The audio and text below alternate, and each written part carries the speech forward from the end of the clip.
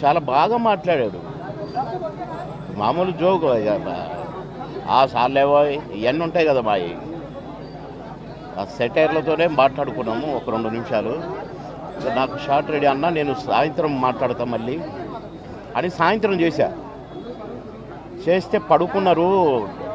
అదేదో మందు వేశాడు డాక్టర్ గారు అని చెప్పారు. పెద్దమ్మాయి చెప్పింది, కోటన్న పెద్దమ్మాయి. సరేలే, నేను రేపు వస్తున్నాను చెప్పు, లేకుంటే ఎల్లుండి పొద్దున వస్తానమ్మా అని చెప్పిన. రమ్మన్నాడంట. కానీ నేను వచ్చేసరికి ఆయన లేడండి. కోటన్న వెళ్ళిపోయాడు.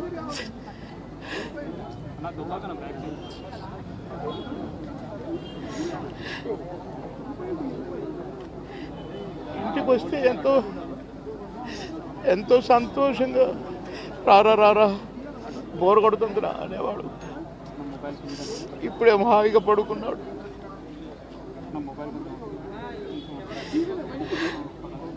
సొంత అన్నదమ్ములు, కోటన్నకు తమ్ముడు ఉన్నాడు, కానీ నేనే అసలు తమ్ముడుగా ఫీల్ అయ్యేవాడు.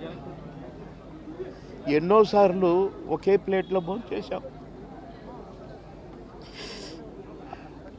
అన్నం ముద్దలు కలిపి పెట్టేవాడు నాకు. తినబాయ్, టైం తక్కువ ఉందిరా అని అనేవాడు. మేము ఎక్కడ ఏ ఊరిలో ఉన్నా, ఏ లాడ్జిలో ఉన్నా పక్క రూములే. మళ్ళీ ప్రొడ్యూసర్లు మొత్తుకునేవాళ్ళు, మీరిద్దరు ఒకటే రూమ్లో ఉంటారు కదా, అయితే ఆయన నీ రూమ్లో ఉంటాడో లేక నువ్వు ఆయన రూమ్లో ఉంటావు, మాకెందుకండి నష్టం చేస్తారు, ఒక రూమ్ డబ్బులు వేస్ట్ అని అనేవాళ్ళు. అదే ఇదే అని చెప్పేవాళ్ళం. అట్లా ఎన్నో సందర్భాలు.